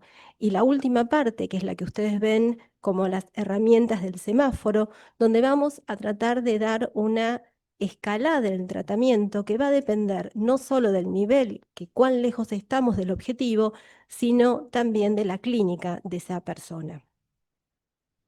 Si nosotros integramos ahora el control de peso como parte de la estrategia terapéutica, tenemos que tener muy en claro cuál es la eficacia de cada uno de los fármacos que tenemos disponibles en la Argentina para el descenso de peso, pero en las dosis que estamos utilizando en diabetes. De tal manera que ese rango oscila de 2 a 6 kilos.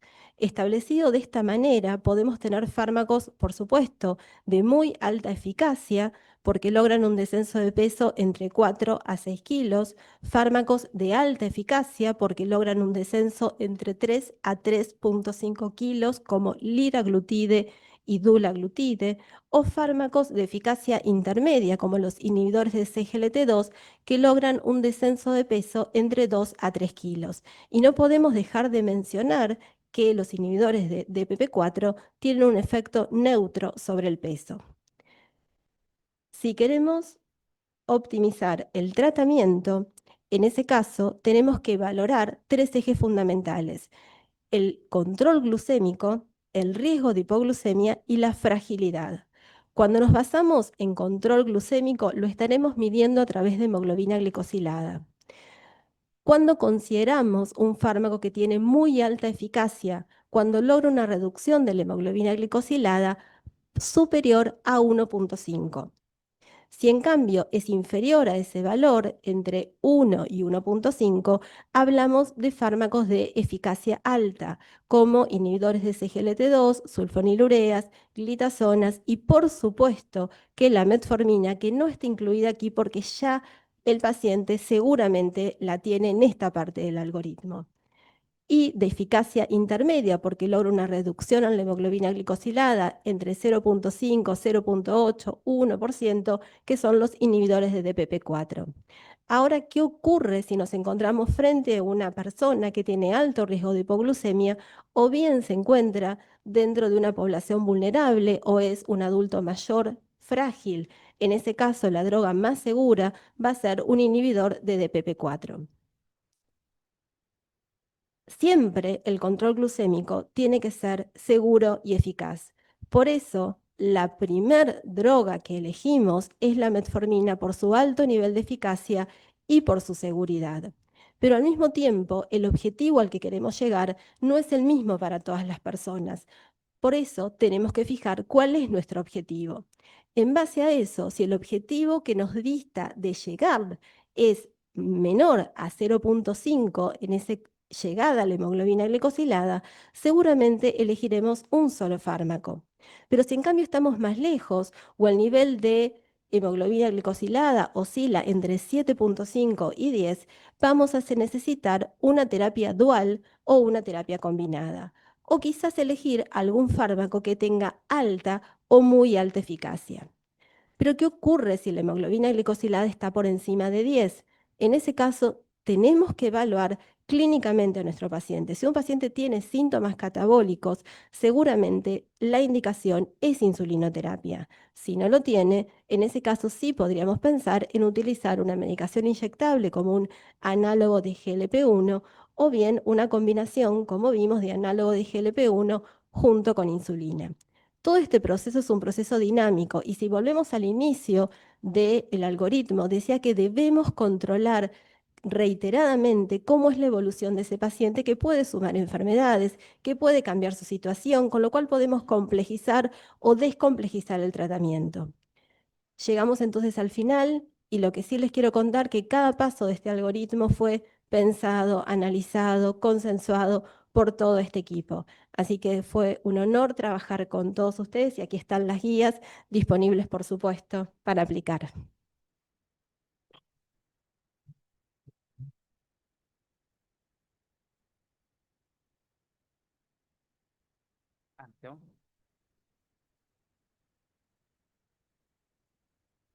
Bueno, excelente, por supuesto, felicitaciones a ustedes por el algoritmo y a todos los que han logrado que se pudieran publicar estas guías. Quiero aclarar algo, no están incorporadas en las guías las vacunas para las personas con diabetes porque acabamos de terminar las recomendaciones para vacunación en diabetes que las vamos a dar a conocer en breve. Vamos a hacer un webinar con SABE, que es la Sociedad Argentina de Vacunación, y SADI, Sociedad Argentina de Infectología. Por otro lado, aclarar que ya lo hicieron, pero algunas de las drogas que no están es porque no están disponibles en Argentina. Y eso se incorporarán, tenemos el compromiso de volver a hacer las guías todos los años o en la medida que aparezcan nuevos medicamentos para las personas con diabetes. Así que bueno, ahora estamos abiertos a preguntas. Preguntas en el chat. A ver, vamos a poner el chat. ¿Hay alguna pregunta en la sala? Hasta que veamos. A ver, ¿podrían repetir la dosis máxima de glicacida? Acá preguntan. ¿Dosis máxima? Mm, Gustavo. Bueno, 120 miligramos, 2 dosis de 60, 2 veces por día, 60 Perfecto. cada 12 horas, 120, 24 horas. Perfecto, muchas gracias. Acá hay otra pregunta. Si pueden hacer algún comentario, si hay que tener alguna precaución en personas con retinopatía diabética, que comenzamos o que indicamos agonistas del receptor de GLP-1.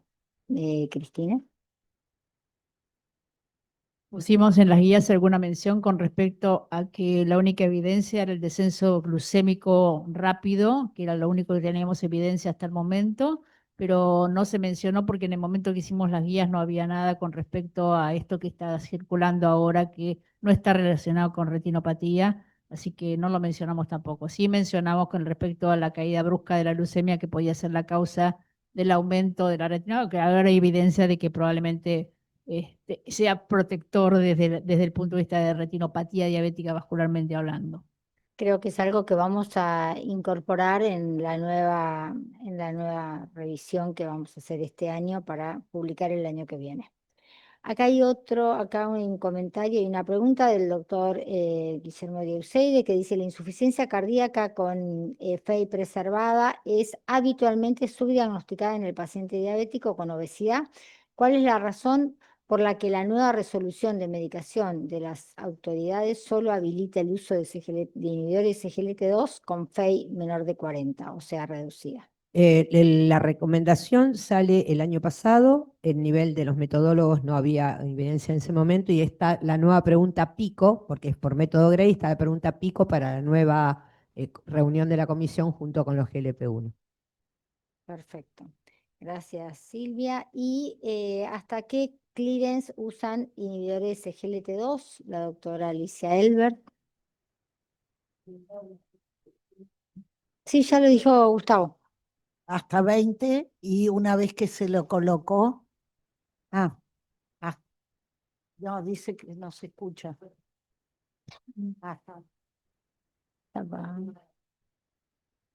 ¿Así? ¿Ahora? Ahí sí.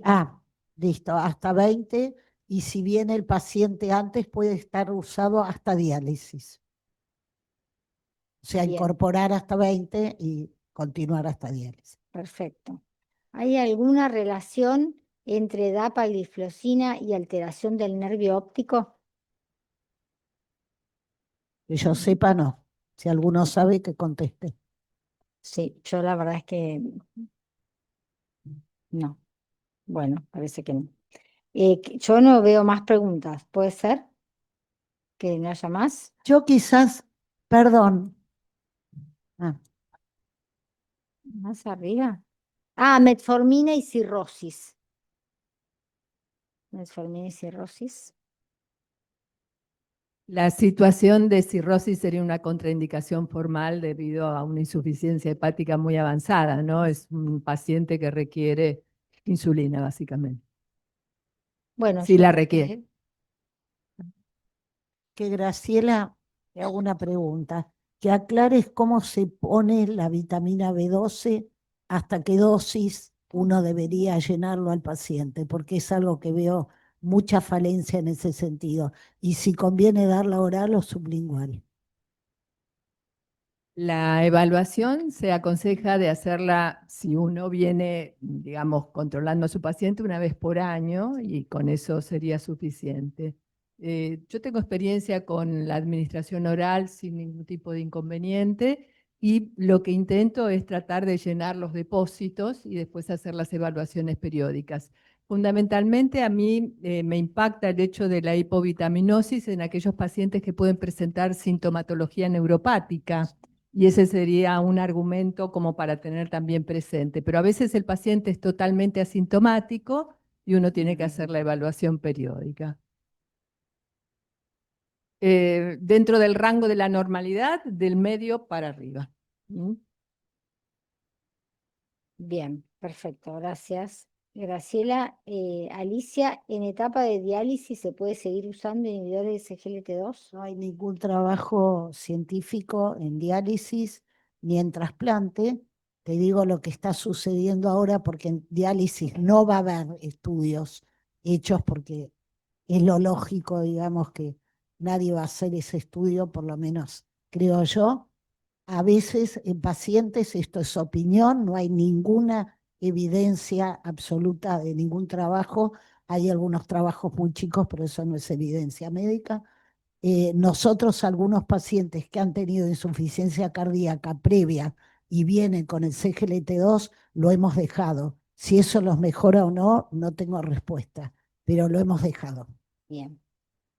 Dice, ¿por qué no dar inhibidores? Parece que sos la reina de las preguntas, Alicia. No, ¿Por el qué no dar CGLT2 es la inhibidores de reina, no yo. SGLT2 en pacientes con obstrucción vascular de miembros inferiores? ¿Por qué? Porque el primer trabajo el primer trabajo de Canvas, perdón, que se hizo en 300 y 100, aparecieron algunas mayores amputaciones. Lo que se descartó para mí, después el Credence, que son pacientes mucho más graves, con mucha más patología periférica por la calcificación, por el hiperpara, etcétera, etcétera, no se vio ese aumento. En la isquemia crítica, igual le voy a dar a Hugo, que es el que se dedica a la isquemia. Acá tenés, ahí tenés, Hugo, ahí tenés. No, coincido ahí con lo que comentaba Alicia, pero además el punto que aclaramos, y que Alicia lo dijo muy bien, es que en isquemia crítica, es decir, si un paciente claudica a 400 metros, tiene una estenosis en la femoral superficial, eso no es una contraindicación. De hecho, los estudios con inhibidores de SGLT2 en el subgrupo de pacientes con arteriopatía periférica fueron los que más se beneficiaron porque basalmente tienen un mayor riesgo. Entonces, el impacto clínico es muy alto. El tema es en isquemia crítica, ¿no? Donde ahí sí lo revascularizaremos, etcétera, sacaremos la situación crítica y después evaluaremos. Por supuesto que en los pacientes panvasculares, quizás los agonistas receptores GLP-1 tenemos mucha más tranquilidad en darlos y también tenemos mucha evidencia del impacto que tienen en esos pacientes. Pero la contraindicación de los inhibidores de GLT2 es en isquemia crítica. Perfecto, gracias, Hugo. Acá hay dos preguntas últimas. Con pacientes que refieren no tolerar metformina por síntomas intestinales, ¿qué sugieren? Suspenderlo. Bueno, menor dosis, otras formulaciones, otras marcas, etcétera. Deliberación prolongada. Y acá una pregunta sobre agonistas del receptor de GLP-1. ¿Están contraindicados en pacientes con y sin tiroidectomía total por cáncer de tiroides? Lo mencioné cuando hice la presentación, la contraindicación es carcinoma medular de tiroides, esa es la única contraindicación. Bueno, creo que no hay más preguntas. Acá está, mirá, Se está. plantea, ¿hace Está. falta medir calcitonina, Cris? La realidad es que no hace una indicación medir calcitonina a todos los pacientes, pero si vos tenés un paciente que está operado de tiroides por las dudas y tiene antecedentes familiares de cáncer de tiroides, por las dudas yo la pediría. Bien. Bueno, agradecemos muchísimo a todos la presencia. No se vayan, que vamos a sacar una foto. Y les agradecemos a todos y realmente, vuelvo a decir, es un orgullo haber logrado tener las guías este año. Así que bueno, la dejo a la doctora que también. Bueno, nos extendimos 10 minutitos, pero ameritaba el tema. Bueno, agradecerles a todos haber participado de esta reunión. Recordarles que el mes que viene tenemos las jornadas nacionales entre el 20 y 22 de agosto, así que los esperamos a todos.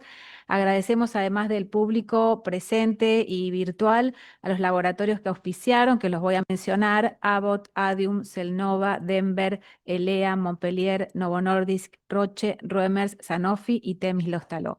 Y también invitarlos a la próxima reunión científica que va a ser en septiembre. En agosto, como es la jornada, no hacemos reunión científica.